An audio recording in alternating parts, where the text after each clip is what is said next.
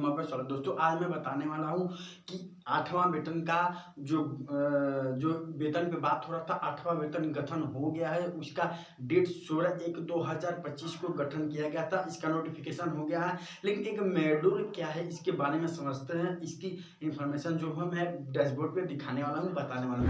Channel पर पहली बार आए तो चैनल को सब्सक्राइब कर लीजिए, बेल आइकन नोटिफिकेशन को ऑल कर लीजिए, ताकि मैं जो भी वीडियो डालूं आपको नोटिफिकेशन में जाए। जब अगर पहले से चैनल को सब्सक्राइब करके रखे हैं तहे दिल से धन्यवाद। चलते हैं टॉपिक को समझते हैं, मसला क्या है। सबसे पहले दोस्तों आपको बताने वाला हूँ कि यहाँ पर लिखा है खुशखबरी।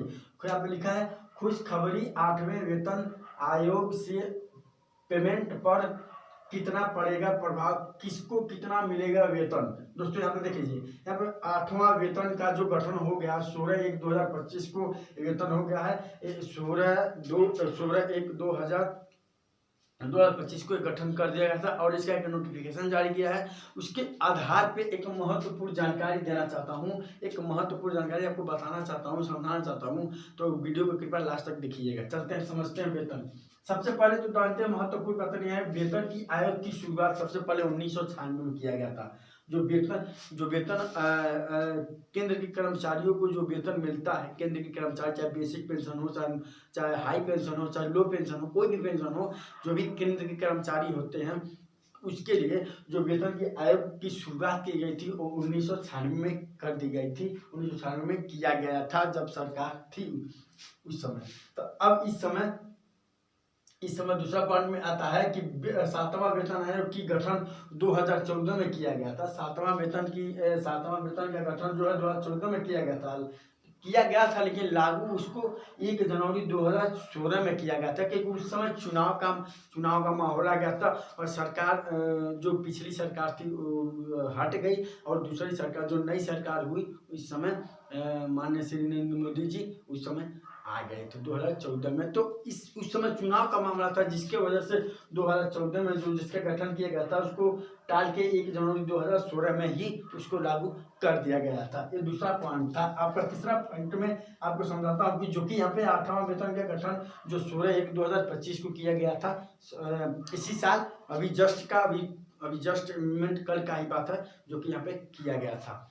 चलते हैं 5वें पॉइंट पे, समझते हैं कि 6ठवें वेतन। अब इसको हम लोग ध्यान से समझते हैं, क्योंकि 6ठे वेतन के ही आधार पे हम लोग कैलकुलेट कर पाएंगे कि कौन 8वां वेतन का जो वेतन होगा, जो उसका सिक्योर होगा, वो कैसे मिलेगा, कितना पेमेंट बढ़ के मिलने वाला है, समझते हैं।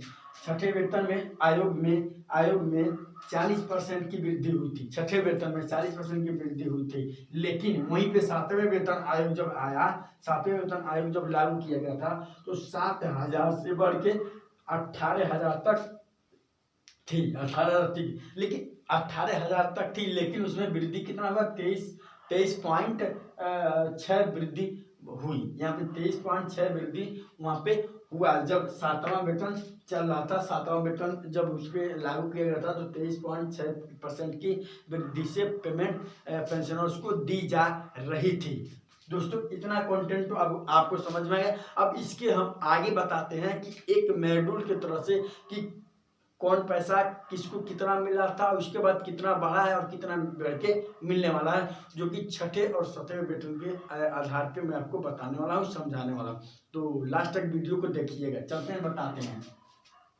7वां वेतन के आधार पे हम आपको बताने वाले हैं कि कौन कितना पैसा किसको कितना मिल रहा था, जो कि यहाँ पे स्पष्ट यहाँ बता दिया। 7वां वेतन में जिसका पेमेंट, जिस व्यक्ति का, जिस पर्सन का, जो भी केंद्र के जो भी कर्मचारी जिनका वेतन मिलता था 7वां वेतन में, जो कि यहाँ पे दिखा गया 20,000 उनका वेतन था। जब उसका बढ़ा तो 4,720 रुपया हुआ। उसके बाद उसको कितना मिलना चालू हुआ, फाइनल पेमेंट है आपका 24,720 रुपया मिलना चालू हो गया। क्लियर। अब दूसरा पॉइंट, जिनका वेतन 25,000 था उनको 5,900 बढ़ के मिला, और उसके बाद फाइनल जो भी उनको पेमेंट मिला उनके खाते में क्रेडिट किया गया, 30,900 पेमेंट दिया गया। ठीक, क्लियर। अब तीसरा पॉइंट समझते हैं, जिनका पेमेंट, मैं एक डेमो के तौर पे समझा रहा हूँ, एक मानक मान के, एग्जाम्पल के तौर पे कि आपको समझना ऐसे ही है। अब इस तीसरा पॉइंट यहाँ पे दिखा गया कि जिनका पेमेंट 30,000 था उसमें 7,080 रुपये जोड़ के यहाँ पे 37,080 रुपये उनको दिया गया, क्रेडिट किया गया। ये तीनों क्रेडिट किया गया। अब उसके बाद जिनका पेमेंट 35,000 था, 35,000 रुपये जिनका था, उनको 8,260 रुपये बढ़ के इनका जो मिला, जो उनका डीए बन रहा था, उनको 8,260 रुपये बन के यहाँ पर टोटल पेमेंट उनको क्रेडिट किया गया 43,260 रुपये उनके खाते में क्रेडिट किया कर देगा फाइनल पेमेंट। अब उसके बाद जिनका पेमेंट 40,000 बना था, जिनका पेमेंट ज़्यादा था उनको ही फायदा हुआ, उसमें फायदा उन्हीं लोगों का हुआ। जिनका पेमेंट कम था उनको कम ही फायदा मिला। जैसे कहने का मतलब यहाँ 20,000 है, यहाँ पे 4,720 के हिसाब से 24,720 उनको मिला।